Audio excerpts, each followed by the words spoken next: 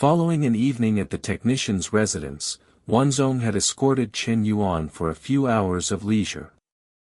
Suvi lingered quietly to one side, timidly clutching a glass of wine, her cheeks rosy as she glanced at Shen Yuan, poised to propose a toast. Noticing her gesture, Shen Yuan gently intervened, saying, "No more drinks for you. You've had enough tonight. You don't often visit spots like this, do you? If you'd rather not come again, just skip it. It's only part of the job." Suvi, hearing his words, gave a shy smile and responded, "Thank you, Chinzhong." Sensing her unease, Shen Yuan offered guidance. For a girl from a modest background to secure an internship at a major firm like Guaning is no small feat you can't give up too easily. Liu Manglu, seated beside him, playfully bumped Shen Yuan's shoulder and teased, "Shen Yuan, why aren't you worried about whether I stay or go?" Without missing a beat, Shen Yuan shot back, "Does Coach Lu need my concern? You've got plenty of admirers. Has Big Shot Fanzong already slid into your WeChat?" Caught off guard, Liu Manglu tucked her hair behind her ear, a touch of guilt in her expression, and countered, her timing slightly off, feeling a flicker of frustration. "None of my usual moves work on him. Shen Yuan doesn't care one bit. I thought I'd reel him in, but somehow he's got me hooked." Suvi, seated nearby, turned to him and asked, "Chinzhong, what song do you, want to sing? Should I pick one for you?" Shen Yuan grinned and said, "I'm good with anything. Go ahead and sing whatever you like." Liu Manglu nudged him again, smirking, "You're acting different. That girl's got quite the enchanting stare." Shen Yuan turned to her casually and replied, "Oh, really? I'd say your eyes are giving me the same vibe. Pretty enchanting too." Liu Manglu flushed and shot back, "No way. Your gaze on me is all lust, no love." Shen Yuan tilted his head and said, "Isn't that your strength? No matter how women draw men in, it all leads to the same place." Curious, Liu Manglu asked, "And what's that place?" Without hesitation, Shen Yuan leaned close and whispered in her ear, "Getting into bed, obviously."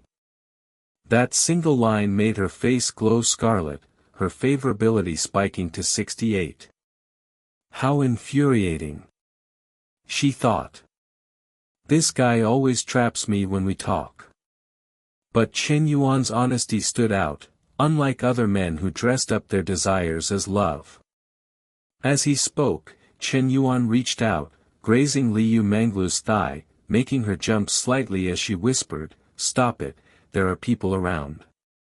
Wan Renmin, having finished his song, spun around and passed the microphone to Shen Yuan, saying, "Chinzhong, I've queued another track for you. Your turn, finally." The group sang until 11 p.m. outside, standing by the car. Wan Renmin warmly clasped Shen Yuan's hand and said, "Chinzhong, I never imagined I'd connect with someone your age. Let's hang out more. Oh, and Guaning's renovation work will be top-notch. I hope we can collaborate. As your elder, I'll ensure the best service." Shen Yuan responded with equal warmth, "I'm only considering 2 firms. Your designs are impressive. At the same price, you're my first choice." Meanwhile, Fujianmi steadied a slightly tipsy Suvi as they approached, saying, "Chinzhong, we're heading out. Catch you later." Shen Yuan gestured toward Suvi and said, "Take care of her." Fujianmi flashed a professional smile and replied, "Suvi's my student. I'll get her home safely." As the group departed, Shen Yuan turned to Liu Manglu and asked, "Need me to call you a ride?" She countered, "What about you?" Glancing elsewhere, Shen Yuan said, "I'll book a room nearby and crash." Surprised, Liu Manglu asked, "Why book a room? Don't you have a place to sleep?" He tilted his head, eyeing her, and teased, "Are you offering to take me in?" The question made her blush. I wasn't planning to move this fast, she thought, but my gut says if I don't act, this Tang Sanzang of a Shen Yuan will be snatched up. Taking his arm, she said, "Don't get the wrong idea. I don't just bring guys home. I'm a proper girl." Her favorability climbed steadily to 75. Shen Yuan, surprised, exclaimed, "Really? I didn't do anything special tonight," he thought. "How's Liu Mangla's affection for me spiking like this?" Shrugging it off, he pulled out his phone and said, "All right, where are you headed?" "I'll get you a car." Liu Mangla protested, "I don't want to go home." He frowned, asking, "Not going home? Then where are you sleeping?" Her face turned crimson as she flailed her hands, exasperated, "You're so clueless. I'm being this obvious, and you're still acting dense." Shen Yuan stopped teasing, opened the car door, ruffled her hair, and said, "Come on, let's head to a different hotel." They hopped into the car. Tipsy and dazed, she leaned against Shen Yuan, nervous, thinking, "I wonder if he'll be gentle, not rough like he was with Nam at the cafe." The driver, catching the scene in the rearview mirror, thought, "That look, that car, man, being rich must be the life." Later, at the lavish Junyu Hotel in Xingchang, Shen Yuan stood at the front desk and said calmly, "I'd like a presidential suite, booked for a month." The receptionist processed it swiftly, stating, "Sir, the suite is 368 per night, so a month comes to 110,640. Liu Manglu, still a bit hazy, tugged at his sleeve and asked, "A whole month?" Shen Yuan didn't hesitate, telling the receptionist, "It's just 110,000. Swipe the card.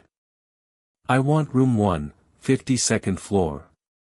Her affection's over 60 now, he thought. With triple cashback, I'm still profiting. No loss here. Liu Manglu's cheeks warmed at the room number, thinking, 521, Shen Yuan's got style. Inside the room, she strolled to the window, gazed out, and said, "The night view's gorgeous, Shen Yuan, look." Nervous inside, she thought, "This feels a bit unfair to Nam, but I really want a good start with him." Shen Yuan got straight to it, nibbling her neck gently and saying, "All I can see is you right now. Can we play some badminton?" Seeing his eagerness, Liu Manglu said, "Shen Yuan, I haven't showered yet. Let's wait till after." Before she could finish, he'd already tugged down her underwear, saying, "If we wait, we'll just need another shower later." Her face flushed as she fretted, "Shen Yuan, the curtains aren't closed." He got to work, analyzing, "It's one-way glass, 52nd floor. No taller buildings nearby. If anyone sees, let them. Who cares?" Pressed against the glass in a gecko-like stance, Liu Mangla trembled, whispering, "You're awful." They explored every position that night. The next morning, Shen Yuan woke, checked his phone, and thought, "Damn, it's noon." Slept late. Sitting up, he glanced at the girl beside him, thinking, didn't expect her body to be so responsive. I was worried she'd dehydrate last night. As his hand wandered, Liu Manglu stirred, whining, "Shen Yuan, again.